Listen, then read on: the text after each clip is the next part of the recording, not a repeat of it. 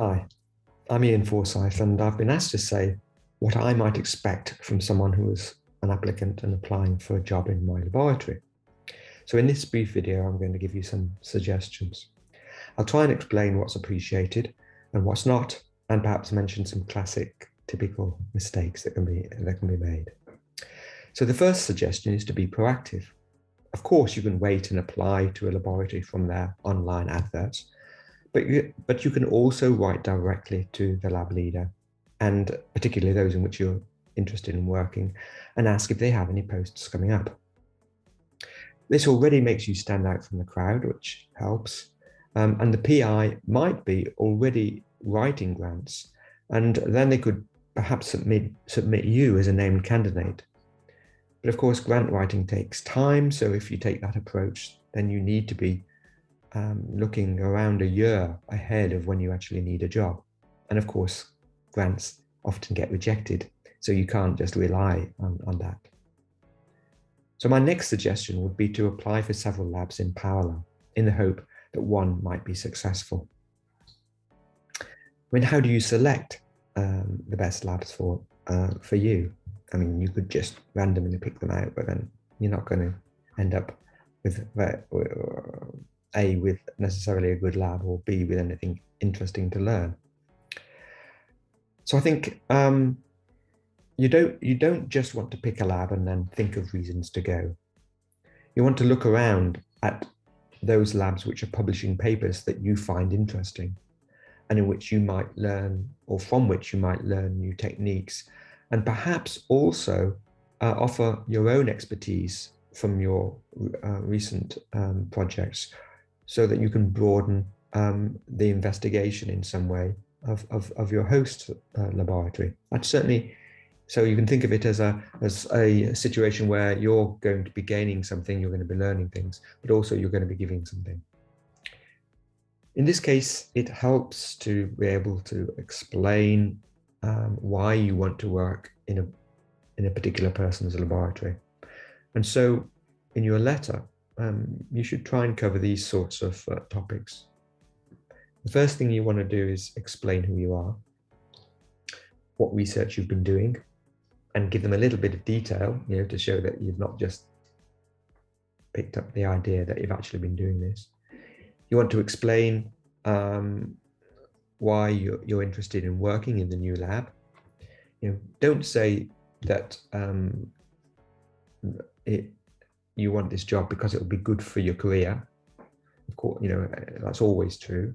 Do say things like you've been reading their papers and you're interested in this topic and want to know whether there's any possibility of you taking the research further.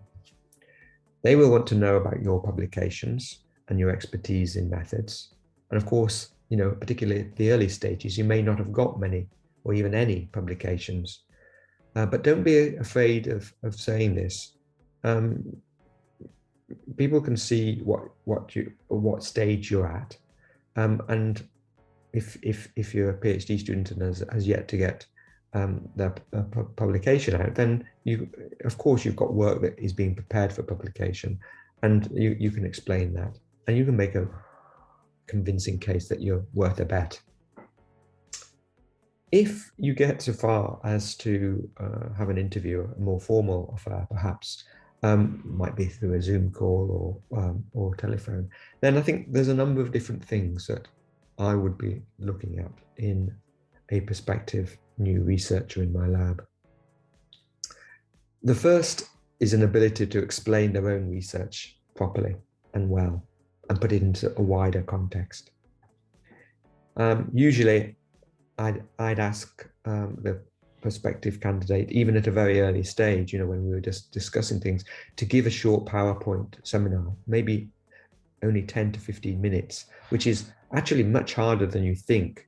It's much harder than a longer talk, because you have to really focus on telling a clear narrative and a clear story of what you're wanting to get across. Otherwise, you just come across as bumbling, like I do most of the time, but I can afford to now. Confidence in discussing your specific contributions to a study is very important, and a willingness to credit others where appropriate. Don't claim that that you've done all the work when actually you've done this in collaboration with others. Evidence of collaboration is good in that it shows that you can work with others, and these days that is a very important attribute. A good understanding of experimental design is useful to be able to display, that you want to test hypotheses, that you know what a hypothesis is. And I sometimes think that a good experimentalist will be someone who is testing a hypothesis rather than trying to prove a hypothesis. What are the controls? What sort of problems have you had experience of? These are the sorts of things that you'll get asked. Most labs will expect you to have some knowledge of recent publications from the lab you're interested in. This isn't just a sort of,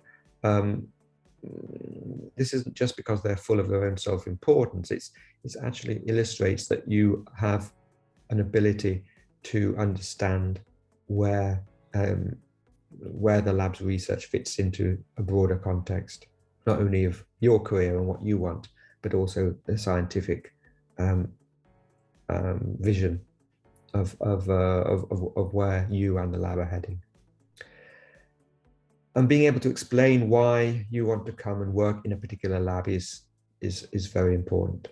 It's, as I've really already said, it's not about what you can get out of it. It's about what you can give and how the collaboration can work, and both of you can then do well by getting publications. The other thing I would expect people to do would be to use your current research to showcase your own attributes. You want to come across as hardworking, enthusiastic, cooperative with other lab members, and I suppose inventive would be another aspect of it. But of course, these things, sometimes you've not had a chance to excel in all these things yet.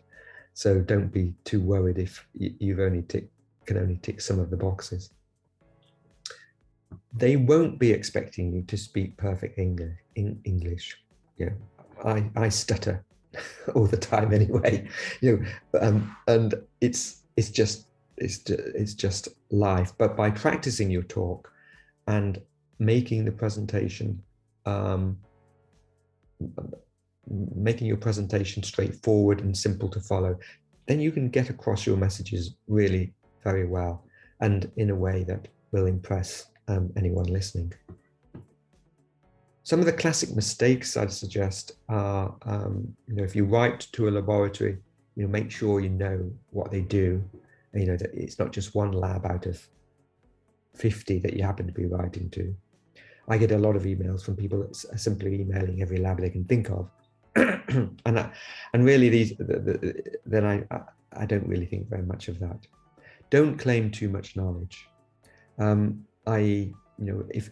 If you're asked, whether you can do patch clamping, and you say, oh yes, I can do that, well, actually you've perhaps had a brief introduction to it. Yeah, just explain what your experience has been.